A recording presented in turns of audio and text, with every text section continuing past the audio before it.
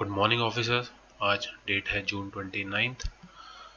तो आज का करंट अफेयर डिस्कशन स्टार्ट करने से पहले मेरे पास आप लोगों के लिए एक क्वेश्चन है जो कि जिसका आंसर आपको कमेंट में टाइप करना है वीडियो के एंड होने से पहले। ये जो पर्सन है आपको इनका नेम बताना है। मैं आपको इनकी डेजिग्नेशन बता दूं, ये CJI हैं, चीफ जस्टिस ऑफ इंडिया है अभी, और ये इनकी रिसेंट पिक अभी आई है न्यूज़ में हार्ले डेविडसन की राइड लेते हुए। तो आपके पास पूरी वीडियो का टाइम है, आप कमेंट में इनका नेम टाइप कर सकते हैं। तो चलिए स्टार्ट करते हैं आज का करंट अफेयर डिस्कशन। पहली न्यूज़ हमारे पास आई है LAC से, लाइन ऑफ एक्चुअल कंट्रोल से, जो कि लद्दाख में है। न्यूज़ दरअसल एक इम्पॉर्टेंट टॉपिक को कवर करती है जो कि है चाइना स्टडी ग्रुप।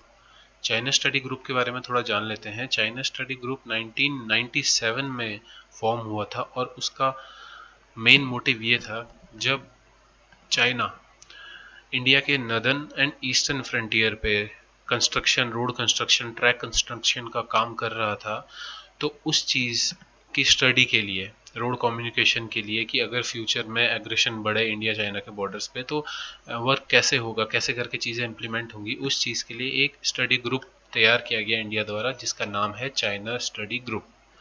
और इसको अभी करंटली इसको हेड कर रहे हैं हमारे NSA मिस्टर अजीत डोभाल जी। सैटरडे को इसकी मीटिंग भी हुई थी। तो यहाँ से क्वेश्चन बन सकता है कि CSG चाइना स्टडी ग्रुप कब फॉर्म हुआ था, ये हमें पता होना चाहिए 1997 में, और उसके करंट हेड हैं अभी अजीत डोभाल जी। नेक्स्ट न्यूज़ की तरफ बढ़ते हैं। नागालैंड में अभी जो रिसेंट चेंजेस हुए, नागालैंड गवर्नर ने अपने ऊपर सारे चार्जेस खुद ले लिए हैं लॉ एंड ऑर्डर के। दरअसल हुआ क्या है नागालैंड में, नागालैंड के गवर्नर का कहना है कि जो गवर्नमेंट है has failed miserably in A sensitive border state. Government miserably fail कर गई है और जिस वजह से उन्होंने आर्टिकल 371 का यूज़ करते हुए पावर्स, लॉ एंड ऑर्डर्स को अपने हाथों में ले लिया है। अब वो उसको खुद एक्सरसाइज कर रहे हैं। नागालैंड की कैपिटल हमें पता होनी चाहिए, नागालैंड की कैपिटल कोहिमा। ये न्यूज़ 2-3 दिन से चल रही थी, तो नागालैंड से रिलेटेड जरूर कुछ पूछा जा सकता है। गवर्नर वहाँ के RN रवि है जिन्होंने ये स्टेप लिया है, एंड चीफ मिनिस्टर है नेफ्यू रियो। ये तीनों चीज़ हमें याद होनी चाहिए। इस पूरे न्यूज़ में दो आर्टिकल के बारे में आया है, एक तो आर्टिकल 371 का क्लॉज A एंड एक आर्टिकल 166 का क्लॉज 3। ये गवर्नर कहते हैं कि आर्टिकल 166 क्लॉज 3 का यूज़ करते हुए मैं बिजनेस को अलॉट कर सकता हूँ गवर्नमेंट के मिनिस्टर्स में। तो चलिए थोड़ा सा इन दोनों आर्टिकल को देख लेते हैं, इन दोनों आर्टिकल्स में लिखा क्या है। आर्टिकल 371 कहता है special provision with respect to the state of Nagaland. ये याद रखने वाली बात है। नागालैंड के लिए जो स्पेशल प्रोविजन दिए हैं वो आर्टिकल 371 के A सेक्शन में दिए हैं। इसमें लिखा है कि no act of parliament in respect of religious और social practice of Naga customary law and procedure, administration of civil and criminal justice involving decision according to the Naga customary law, ownership and transfer of land and its resources। B जो clause है इसका, उन्होंने use किया है इसका clause B, the governor of Nagaland shall have special responsibility with respect to law and order in the state of Nagaland. यही clause उन्होंने use किया है 371 का clause B. For so long as in his opinion internet disturbance occurring in Naga Hill। तो ये article कहता है कि जब तक नागालैंड के गवर्नर को उनका पर्सनल ओपिनियन ये कहता है कि इंटरनेट डिस्टरबेंस है नागा हिल के एरिया में, जो ट्विनसैंग एरिया है वहाँ पे, तो वो अपने ऊपर अपने हाथ में लॉ एंड ऑर्डर ले सकते हैं, but after consulting the council of ministers से काउंसलिंग करने के बाद, कंसल्टेंट्स करने के बाद। एक आर्टिकल उन्होंने और यूज किया है, आर्टिकल 166 का क्लॉज 3, इसको डिस्कस कर लेते हैं। ये क्लॉज कहता है कि the governor shell make rules, governor rules बना सकता है for more convenient transition of the business of the government of the state. Governor government, state की गवर्नमेंट के लिए कन्वीनियंट रूल बना सकता है और मिनिस्टर्स को बिजनेस अलॉट कर सकता है। तो ये दो आर्टिकल हमें याद होने चाहिए, 166 आर्टिकल जिसमें कि गवर्नर की पावर के बारे में डिस्कस है, एंड आर्टिकल 371 का क्लॉज बी जो कि स्पेशल पावर देता है नागालैंड के गवर्नर को। नेक्स्ट न्यूज़ की तरफ बढ़ते हैं। EIA न्यूज़ में है, EIA क्या हुआ है, इंटरनेशनल इम्पैक्ट असेसमेंट। ये एक ड्राफ्टिंग कमेटी है जो कि एनवायरमेंट चेंजेस में काम करती है।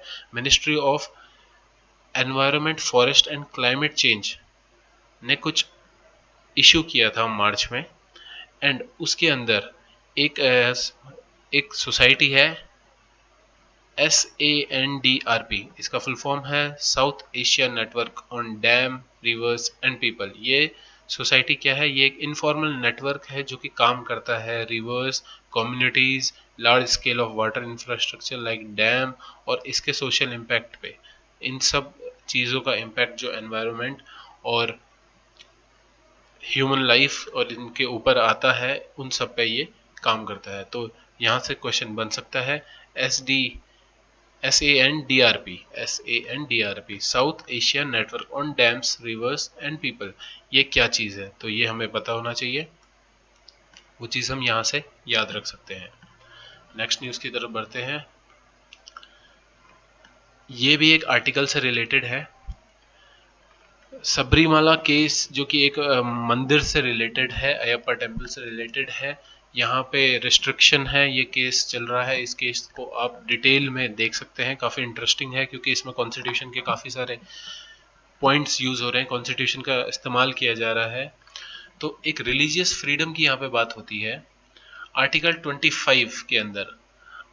इस केस में 9 जज की जो बेंच है वो डिसाइड करेगी कि आर्टिकल 25 के अंदर जो रिलीजियस फ्रीडम है उसके अनुसार क्या यहाँ पे ये सारी चीज़ें फॉलो हो रही हैं या नहीं।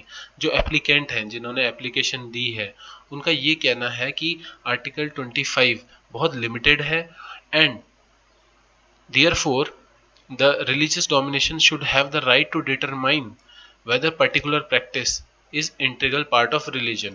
उनका ये भी कहना है कि जो एक रिलीजन है, एक रिलीजियस कम्युनिटी है, उनका जो हेड है वहाँ पे, head of the section of religion है, जो आदमी वहाँ पे हेड कर रहा है, ये उसका एक एक्सक्लूसिव राइट होना चाहिए। ये उसके ऊपर छोड़ देना चाहिए कि वहाँ पे क्या अलाउ होगा, क्या नहीं अलाउ होगा। इट मीन्स कि वहाँ पे जो रूल्स बनाए जाएंगे, किसको परमिशन मिलेगी, वो कौन करेगा। अनुच्छेद 25 आर्टिकल 25 की अगर हम बात करें तो उसमें लिखा है, इसके तहत भारत में प्रत्येक व्यक्ति को किसी भी धर्म को मानने की, आचरण करने की तथा धर्म का प्रचार करने की स्वतंत्रता है। तो जो जिन्होंने एप्लीकेशन लिखी है वो ये कहते हैं कि ये बहुत लिमिटेड है, इसमें ज़्यादा डिस्क्राइब नहीं किया गया है। तो ये केस अभी कोर्ट के पास है, कोर्ट ने अभी इसमें डिसीजन नहीं दिया है। नेक्स्ट न्यूज़ की तरफ बढ़ते हैं। Hackers gate data of 80,000 covid patients इन दिल्ली। ये काफ़ी इंटरेस्टिंग न्यूज़ आई है। सैटरडे को ये हैकिंग हुई थी दिल्ली स्टेट हेल्थ मिशन की वेबसाइट पे, और 80,000 कोविड-19 पेशेंट्स का डेटा एक्सेस कर लिया गया। ये केरला साइबर हैकर का ग्रुप जो है, उन्होंने सोशल मीडिया पे क्लेम किया है कि ये उनका काम है और उन्होंने ही सारा डेटा एक्सेस किया है। उन्होंने ये कहा है कि ये हम लोगों का रोष दिखाने का, एक प्रोटेस्ट करने का एक तरीका है दिल्ली स्टेट हेल्थ मिशन की वजह से उनके ऊपर। उनको ये लगता है कि दिल्ली स्टेट मिशन अच्छा अपना काम नहीं कर रही है। We are not satisfied with the Delhi government approach toward the health care personal, ये उनका पॉइंट है कहने का। उन्होंने ये भी कहा है कि उनको सर्वर की एक्सेस लेने में सिर्फ 10 मिनट लगे, और ये देखा जाए तो उनकी जो सिक्योरिटी है हेल्थ मिशन स्टेट की वेबसाइट की, वो बहुत ही ज़्यादा हल्की है, और सेंसिटिव डेटा इतना आपने वहाँ पे स्टोर किया है जो कोई भी सिक्योरिटी मेजर नहीं है। तो ये जस्ट उनका एक प्रोटेस्ट करने का तरीका है according to Kerala cyber hackers. Next news की तरफ बढ़ते हैं। ये काफ़ी इंटरेस्टिंग न्यूज़ आई है उड़ीसा से।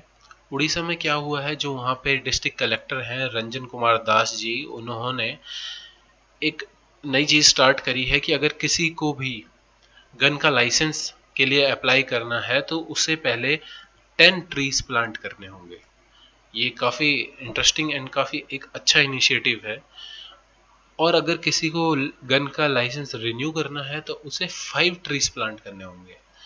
तो अगर न्यू लाइसेंस है तो 10 ट्रीज, रिन्यू करना है तो 5 ट्रीज। उनका ये कहना है कि हम लोग we are not taxing people with additional condition, हम कोई एडिशनल कंडीशन नहीं लगा रहे हैं, बट हम ये चाहते हैं कि इस टाइप की जो प्रैक्टिस है वो हमारी फ्यूचर जनरेशन के लिए बेनिफिट होगी, क्योंकि जैसे जिस प्रकार से पेड़ कम हो रहे हैं फ्यूचर जनरेशन पे ये काफ़ी हैवी लोड पड़ने वाला है। तो ये जस्ट उनका एक इनिशिएटिव है जो कि काफ़ी अच्छा है।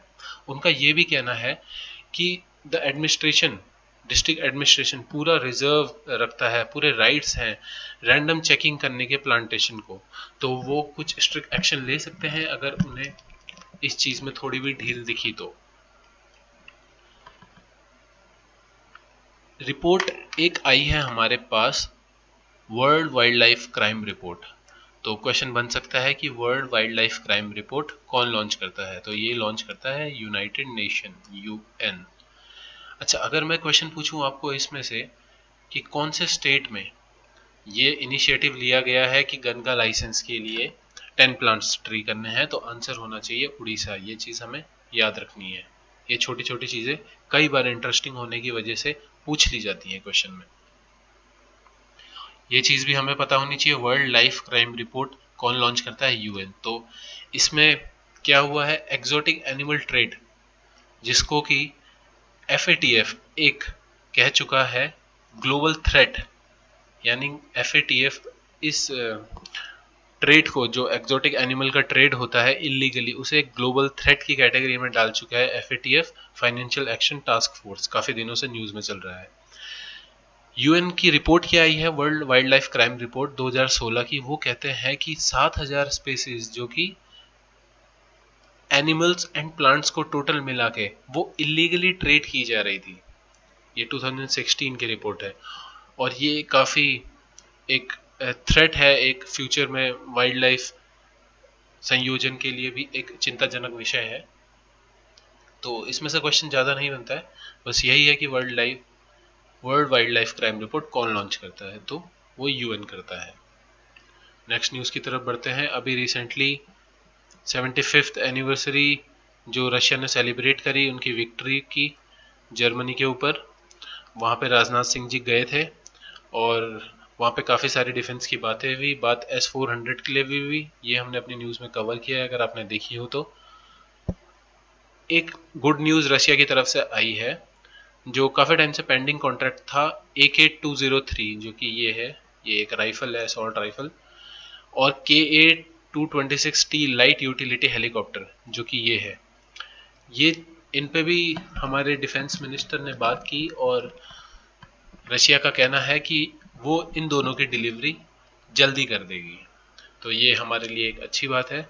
S-400 की डिलीवरी के लिए कहा है, जैसा कि उसका टाइम निश्चित था एंड ऑफ 2021, तो उन्होंने कहा है कि ये काफ़ी डिफ़िकल्ट होगा एक्सेलरेट करना और ये टेक्निकली भी थोड़ा डिफ़िकल्ट है, तो उसकी डिलीवरी का जो टाइम है वो वही रहेगा एंड ऑफ 2021। बट जो ये हेलीकॉप्टर है KA-226T and assault rifle AK-203, इनकी डिलीवरी जल्दी की जा सकती है। तो ये क्वेश्चन डिफेंस एस्पिरेंट्स के लिए, डिफेंस एग्जाम्स के लिए इंपॉर्टेंट बन जाता है कि ये वेपन कहाँ से इंपोर्ट करे जा रहे हैं इंडिया में।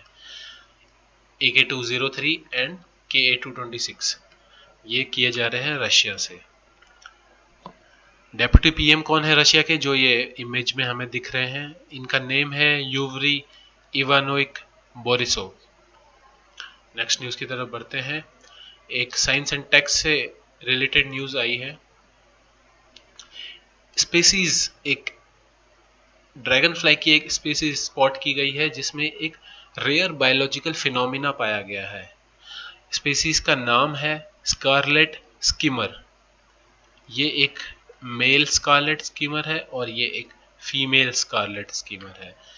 Last year Ranjit R V and Vivek Chandra जो कि साइंटिस्ट हैं, वो लोग थ्रिशूर जो कि केरला में पड़ता है उसके पूजा कला एरिया में उन्होंने ये दोनों स्पीसीज पाई थी और उसके ऊपर रिसर्च की थी। तो उन्होंने ये पाया कि ये कुछ रेयर स्पीसीज में हैं जो कि पूरे वर्ल्ड में सिर्फ 30 ही अवेलेबल हैं अभी तक, जो रिपोर्टेड हुई हैं।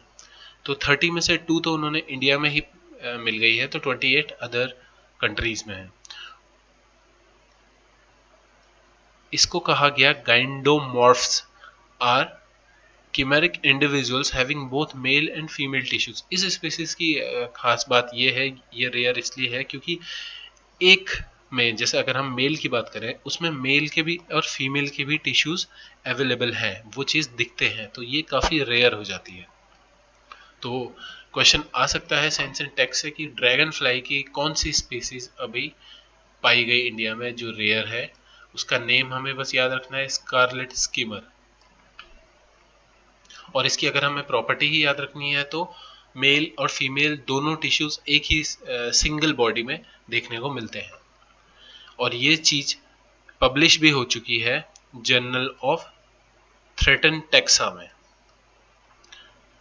नेक्स्ट न्यूज की तरफ बढ़ते हैं। वर्ल्ड बैंक ने क्लियर किया है $500 मिलियन का इंडिया को ग्रांट किया है। इंडिया के 6 स्टेट्स में ग्रांट किया है ये $500 मिलियन का, क्वालिटी सुधारने के लिए एजुकेशन सिस्टम की। बात करते हैं कौन से प्रोग्राम के तहत किया है, तो प्रोग्राम का नाम है स्टार्स। स्टार्स प्रोग्राम की फुल फॉर्म क्या है? Strengthening teaching learning and results of state programme. अभी ये फाइनेंस किया है इन्होंने जून 24, 2020 में, अभी कुछ दिनों पहले ही ये चीज़ अप्रूव की है वर्ल्ड बैंक ने। स्टार्ट प्रोग्राम क्यों स्टार्ट किया गया था? Starts programme built on the long partnership between India and the world bank. ये चल रहा है 1994 से, ये याद रखने वाली बात है। और कौन सा programme world bank and India के बीच में चल रहा है? अगर स्टार्स ऑप्शन है तो ये एक आंसर बनता है। ये प्रोग्राम बेसिकली स्ट्रेंथिंग करने के लिए था स्कूल एजुकेशन को, और कंट्री का जो एक गोल है हमारा एजुकेशन फॉर ऑल, उसको भी स्ट्रेंथ और सपोर्ट प्रोवाइड करने के लिए ये programme world bank and India ने स्टार्ट किया था 1994 में। नेशनल लेवल पे समग्र शिक्षा, इसके तहत, इस प्रोग्राम के तहत जो 6 स्टेट्स हैं जिनको ये बैंक वर्ल्ड बैंक ने $500 मिलियन अप्रूव किए हैं टोटल, वो है हिमाचल प्रदेश, केरला, मध्य प्रदेश, महाराष्ट्र, उड़ीसा एंड राजस्थान। ये वो 6 स्टेट्स हैं। तो इसमें से क्वेश्चन बन के आ सकता है कि स्टार्स प्रोग्राम क्या है और वो कब इनिशिएट हुआ था? तो इनिशिएट हुआ था 1994 में, और प्रोग्राम है strengthening teaching learning and result for state programme. तो टीचिंग लर्निंग से आप याद रख सकते हैं कि ये एक स्ट्रेंथिंग प्रोग्राम है school education and education for all goal के लिए। नेक्स्ट न्यूज स्पोर्ट्स से रिलेटेड है। Teenager Aashi short listed for FIA project. FIA क्या होता है? FIA की फुल फॉर्म होती है इंटरनेशनल ऑटोमोबाइल फेडरेशन। इंडिया में ग्रुप है FMSCI, federation of motor sports club of India, और इनका एक प्रोजेक्ट चल रहा है FIA का जिसका नाम है girls on track. Girls on track project के बारे में थोड़ा सा देख लेते हैं। Girls on track rising star, ये एक इनोवेटिव नया प्रोजेक्ट है FIA का। इसमें ये क्या करते हैं कि फीमेल जो रेसिंग टैलेंट है फ्यूचर के पूरे वर्ल्ड में, उनको ढूंढ के उनके साथ एसोसिएट करके उनके साथ काम करते हैं, उन्हें प्रैक्टिस करवाते हैं और प्रोफेशनल कैरियर की शुरुआत करते हैं उनकी।